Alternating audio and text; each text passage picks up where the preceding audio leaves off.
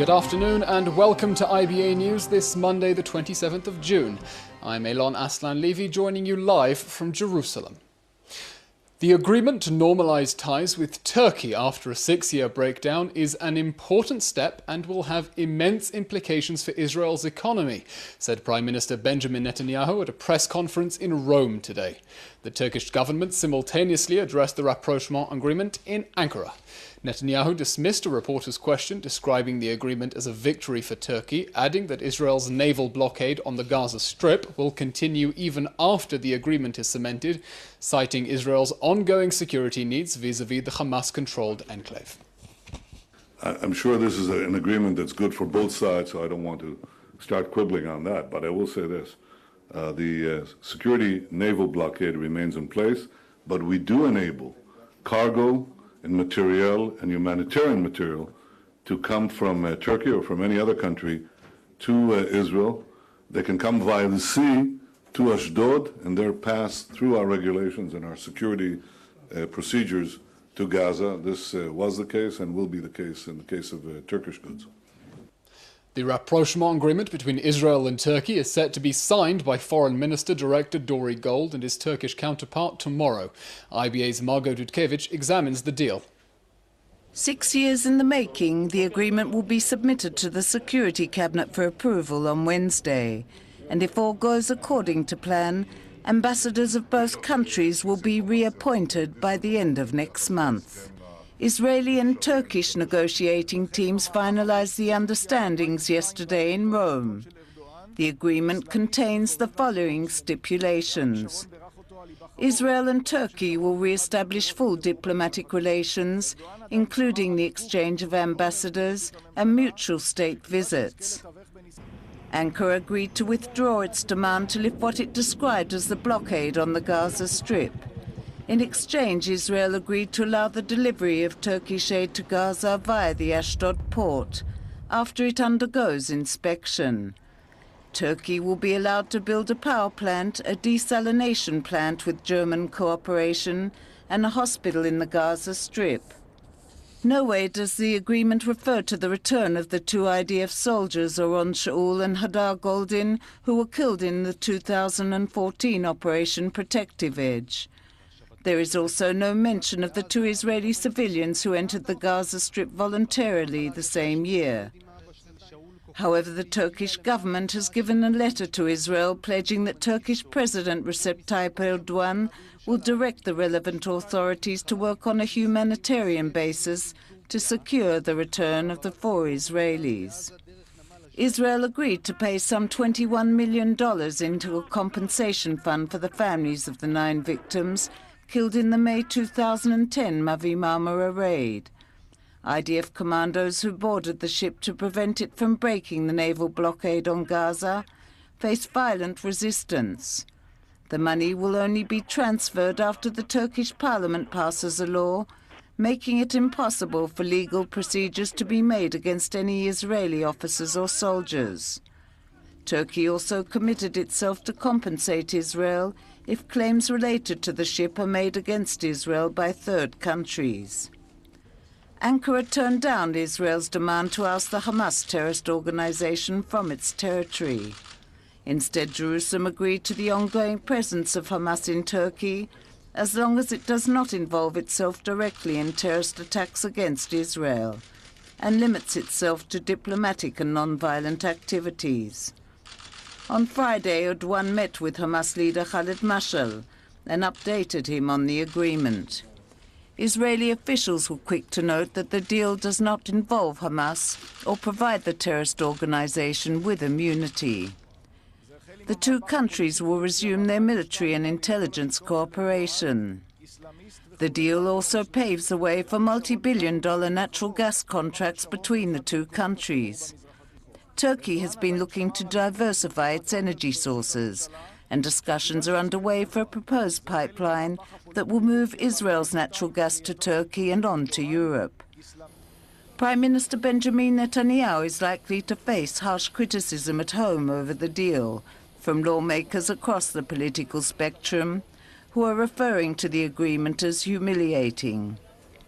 In Turkey, President Erdogan will have to contend with the domestic fallout from a somewhat muddled Turkish public, who are used to the country's leaders referring to Israel as its enemy. Margot Dudkevich, IBA News. Reaction to the signing of the deal with Turkey was mixed across the Israeli political spectrum. Joint List MK Hanin Zoabi, who herself sailed on the Mavi Marmara, welcomed the deal, charging that Israel's compensation payment of some $20 million to the Turkish families was a clear admission of guilt for what she termed the murder of 9 people and injury of tens of others. Opposition leader Isaac Herzog blasted the Prime Minister for grovelling before Turkey. The Zionist Union chairman said that every Israeli mother should know that the Israeli right would compensate those who attack their sons, accusing the PM of apathy towards the families of Israel's MIAs. Former Education Minister Gidon Saar, currently on a break from politics, criticized what he called a bad deal, expressing shock that Israel did not demand compensation for the injury of its soldiers or the harm to its national security.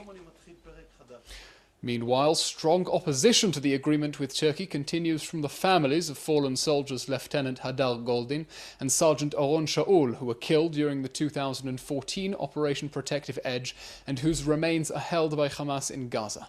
The families have expressed outrage that the prospective deal with Ankara was not conditioned on the return of their sons' remains.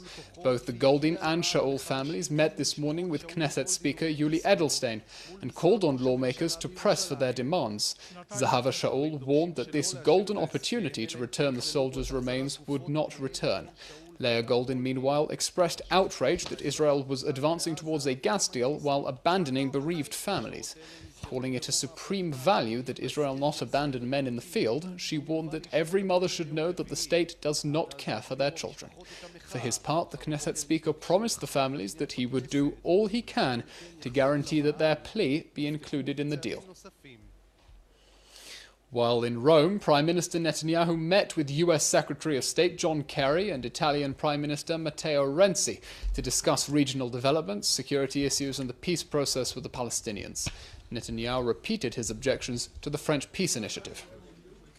We had a very long meeting last night in which we discussed many different issues, but we focused significantly on the challenge of beating back terrorism, and beating back terrorism specifically with respect to Israel's challenge in the Sinai, in the Golan Heights, where ISIL is now visible and positioned in places, and also the challenge of violence coming from extremism, Gaza or the West Bank. We had a very productive conversation about that, and we talked at some length about ways in which we might be able to try to work to move things in a more positive direction.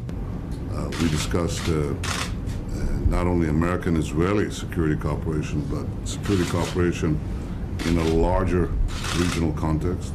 We discussed how we could advance a process with the Palestinians, difficult though it may be. We discussed regional implications for stabilizing the Middle East, moving it to a place where it would be less convulsive. And we discussed some bilateral issues between us. This was a far-ranging discussion that I think was meant to bring us both in a common direction for common purposes, and I found it very valuable. UN Secretary-General Ban Ki-moon arrived in Israel for talks with Israeli and Palestinian leaders in an effort to push forward the French peace initiative, supported now by the European Union. On arrival, he was greeted at Ben Gurion Airport by Israel's UN ambassador Danny Danon. The UN chief held discussions with President Rivlin today and will meet with Prime Minister Benjamin Netanyahu tomorrow, followed by a meeting with Palestinian President Mahmoud Abbas in Ramallah. He is also scheduled to visit the Gaza Strip and inspect UN agencies' work there before wrapping up his 2-day visit. Speaking this morning at Tel Aviv University, where he was awarded the George Wise Medal of Honor, Ban said that regional leaders cannot continue making declarations without actions, and called on the international community to assist in bringing an end to the occupation and support a two-state solution to enable Israel and the Palestinians to live side by side in peace and security. With under 10 days to go till the end of Ramadan, violent clashes between Arabs and Israeli security forces continued today on the Temple Mount for a second day in a row. The scuffles erupted as masked Arabs threw stones at police and Jewish visitors. In recent years, Israel had halted the visits of Jews and tourists to the site during Ramadan because of threats of violence, but following a situation assessment this time, authorities decided to permit such visits on Sunday and Monday. The confrontations began immediately after the site was opened yesterday. 2 border policemen were likely injured and several Palestinians were wounded when police fired rubber bullets. At least 9 rioters were arrested. The Shin Bet security agency revealed the arrests of an East Jerusalem dentist and members of his family suspected of involvement in a bombing on Remembrance Day on the 10th of May, in which an IDF officer was seriously wounded. According to details released for publication, Sameh Mahmoud Dawood al-Habia, a 36-year-old dentist, had stashed 56 small pipe bombs and 1 large pipe bomb in his Abu Dis clinic, as well as 2 firebombs. He confessed to investigators that he began planning attacks in February over what he described as Israel's desecration of the Al-Aqsa Mosque and the harming of Palestinian children. Among those arrested were his father, brother and cousin, as well as a nurse in his clinic and a number of other dentists. In the May attack, an IDF patrol near Chizmeh stopped to investigate a suspicious object, which then exploded, wounding the officer. 5 additional pipe bombs were found at the scene. The Knesset Constitution Committee today approved Justice Minister Ayelet Shaked's NGO bill. It will now progress to second and third readings in the Knesset plenum. The bill would require any NGO receiving over half of its funding from foreign government entities to include details of said funding in all official documents. An earlier clause requiring representatives of these NGOs to wear specially coloured security tags in the Knesset has been dropped.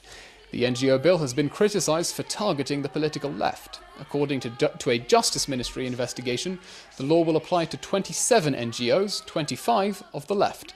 Its detractors accuse it of deliberately targeting human and civil rights organisations and threatening to harm Israel's relations with the West, while proponents call it a necessary transparency measure. Professor Gerald Steinberg is the president of NGO Monitor, which has been keeping a close eye on the progress of the NGO bill. He joins me now. Professor Steinberg, welcome. Thank you very much. Good to be here. NGOs are already required to report foreign government funding. So what purpose do you think the new bill is intended to serve? This is part of a lot of political jockeying that's been taking place now for 4 or 5 years. There is a very unique situation, and that is that European governments, the European Union, as well as most of its Western members, including the UK, now status unclear, has been providing millions of pounds and euros and kroner to political Israeli organizations. The NGOs said that funding is already transparent. And that's true.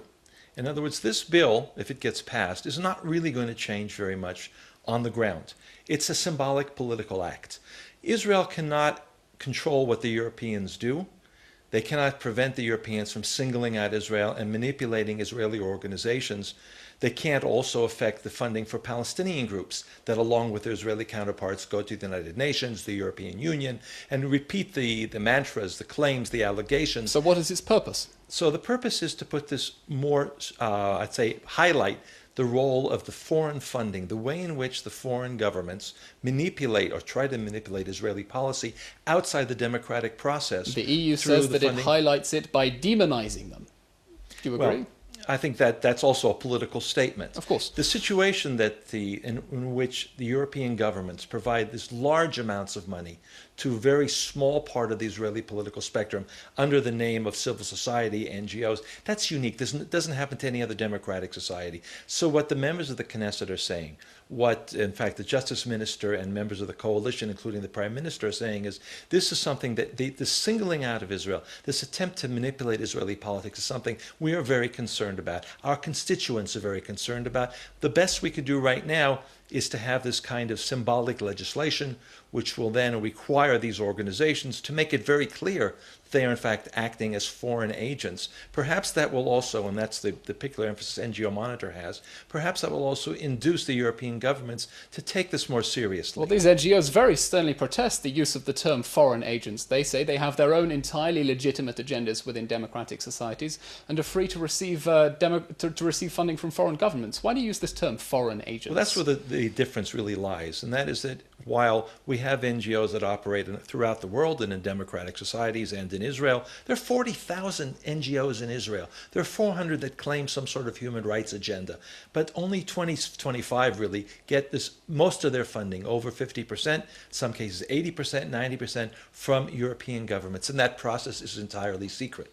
Why is it that the European Union decided to give another 250,000 euros 250,000 euros to Breaking the Silence last year? Is there a Breaking the Silence in Germany that's funded by the European governments? Is there one in the UK? Those are legitimate questions. Should the bill include similar transparency requirements for the receipt of private donations? No, this is only about government So what's funding. the difference? Governments, there's an issue of sovereignty, there's an issue of tax funding being used.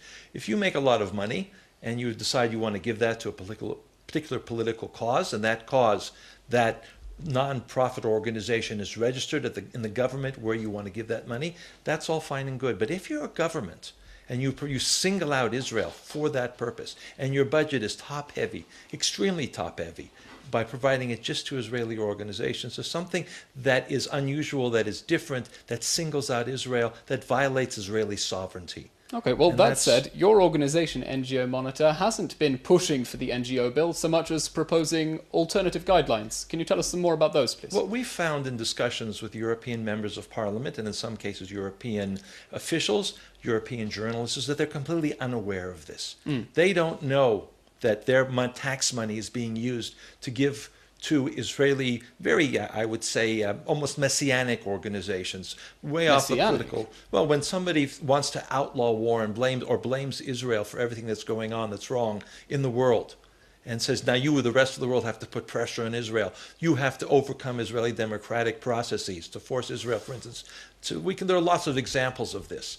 One of the terms that we often use is small number of individuals. Okay. They have no political mandate. They don't go through the democratic process. But what are process. the NGO Monitor guidelines? The guidelines say that Israel should be treated like other countries in terms of NGO funding, and that there should be a joint Israeli and European parliamentary group to decide on those guidelines. For instance, some of the money from Switzerland, Denmark, Holland, Sweden goes to very blatant anti-Semitic organizations. And where would that leave these organizations? Israel should ban them, should ban their receipt of funding? We're not talking about banning at all. We're saying that it's about European funding. And therefore the action should not be in the Knesset. The focus should be in the European parliaments, and there have been very significant developments in that area. So this legislation, what's of concern is that this legislation may lead these members of parliament in Holland that recently passed a law that said that we oppose, a resolution saying we oppose any funding going to BDS organizations. Same discussion is taking place in the Swiss parliament. The British government recently decided not only to ban funding for BDS, but the Department for International Development said they will review their funding. All of those things are positive developments. Now the concern is that this law may prevent that process from going further within the European governments. Professor Steinberg, that's all we have time for. Thank you very much. We shall continue monitoring the situation. Thank you very much. Still in Knesset news, the Knesset's Ministerial Committee for Legislation has approved a draft bill granting the public 6 long weekends a year. The bill was sponsored by Knesset member Eli Cohen of the Kulanu party. If approved in a timely manner, it will go into effect next year. It offers 6 long weekends from Friday through Sunday, 2 of which would be during the summer holiday, and the remaining 4 would be deducted from the Passover and Hanukkah holidays. The bill enjoys governmental support and is expected to pass its preliminary reading in the Knesset. A team of government ministers will then be appointed to oversee its implementation. In finance, now's the time to book a holiday to Britain as the pound takes a further drop after the Brexit vote. The shekel is mixed against major currencies and shares are also mixed on the Tel Aviv Stock Exchange. Here are the figures.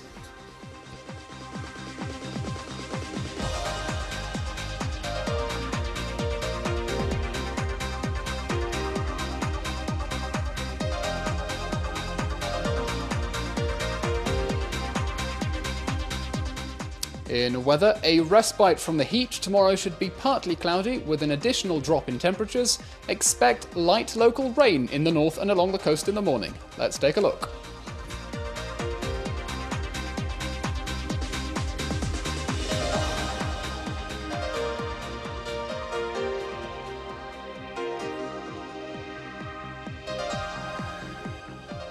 That's all for today. We'll be back again tomorrow. I'm Elon Aslan Levy, wishing you a good evening, live from Jerusalem.